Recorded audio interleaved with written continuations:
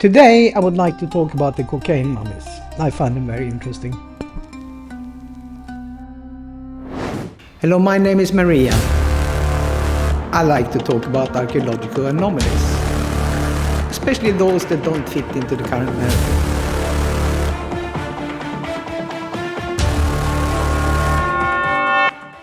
It starts in 1976, when Ramses II was taken to Paris. Of course, it wasn't Ramses himself, it was his mummy. He had died in 1212 or 1213 BCE. I haven't figured out which one yet, because different sources say different things. But he was completely infested with bugs and he needed to be helped. A team in Paris was going to restore him. A lady called Michelle Lescott, she was a botanist, was unwrapping Ramses and found this tobacco leaf among the wrappings, and she was very surprised. And then she thought, well, maybe some early archaeologists had put it there to be like a pesticides, because tobacco contains nicotine and can kill pests like bugs. Ramses was now also invaded by tobacco beetles that like tobacco leaves. But anyway, as they kept him unwrapping and getting into this, they also had a look in the stomach. The stomach had never been touched before. It was completely untouched since he was mummified. And inside the stomach, she found more tobacco. And this is the beginning of when everybody got upset.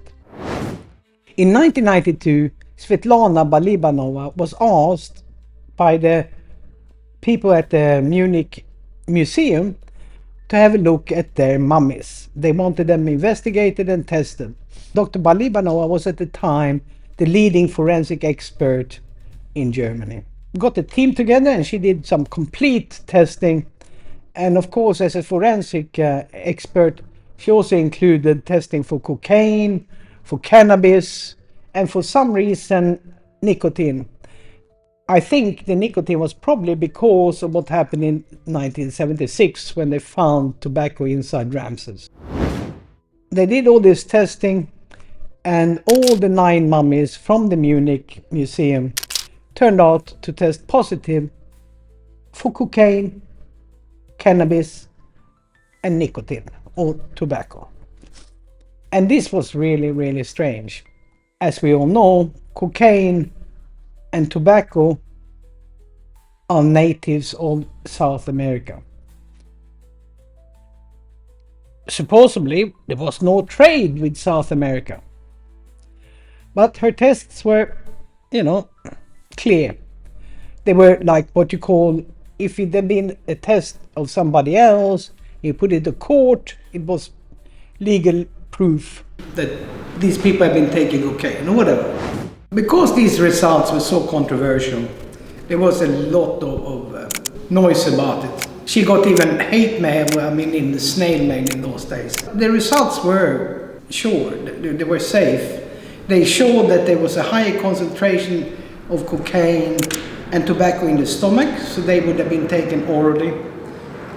Chewing tobacco or something. Cannabis was highest concentration was in the lungs, so that would have been inhaled. But of course there was confusion about it because there's no trade with South America in those days, according to the official narrative. But Balibanova herself was very surprised with these results. She decided to try another test to do it again.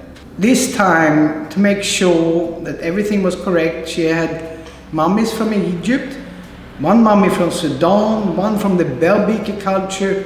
Now, I don't know if that one was European or North African, because it never says that anywhere, but the Belbeke culture was both in North Africa and Europe. She had samples from modern people.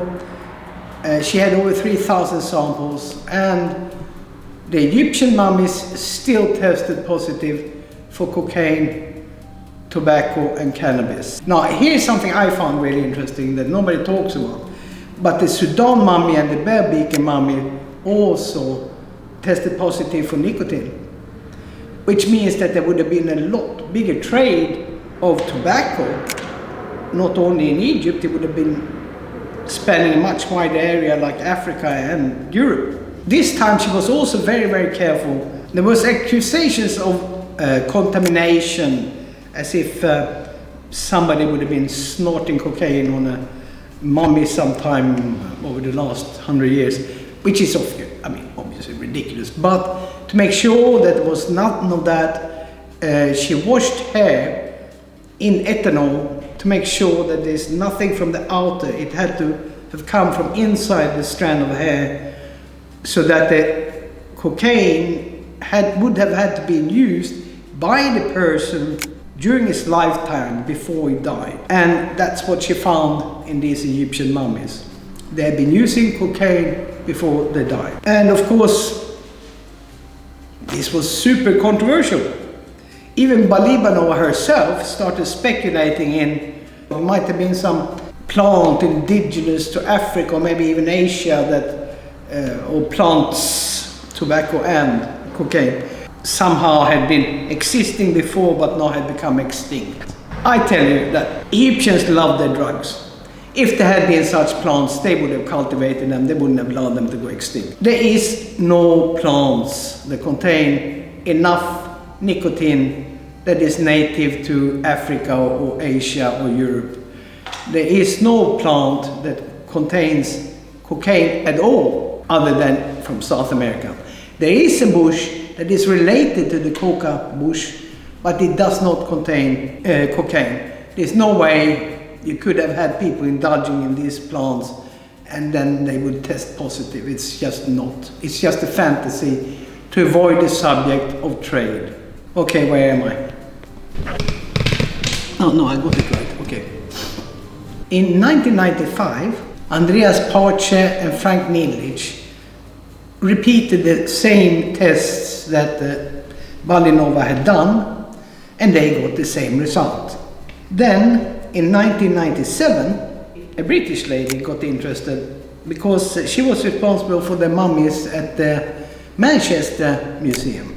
I don't know if she wanted to disprove the thing or if she wanted to, or was just curious. They had that there in Manchester tested, not by Balibanova, but by another forensic expert. They tested positive for nicotine. If the cocaine was tested or not, we don't know. There's not much talk about it. But they definitely tested positive for nicotine as well. So tobacco. When you do this research, it always says like, oh, and follow-up studies have not confirmed these results. And follow-up studies and follow-up studies. There is no follow-up studies. I've been looking for them and looking for them and looking for them. There is no follow-up studies done. It's just something they say. The studies that have been done since have been non-invasive studies.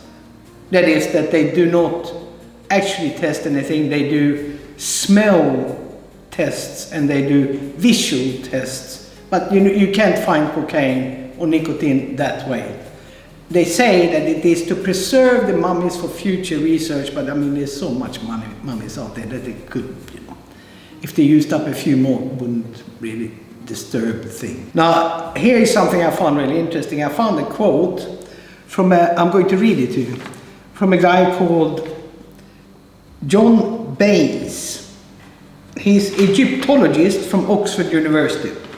And he says this: I don't know anyone who is professionally employed as an anthropologist or Egyptologist or archaeologist who seriously believes in any of these possibilities, and I also don't know anyone who spends time doing research in these areas, because they're not perceived to be areas that have any real meaning for the subject.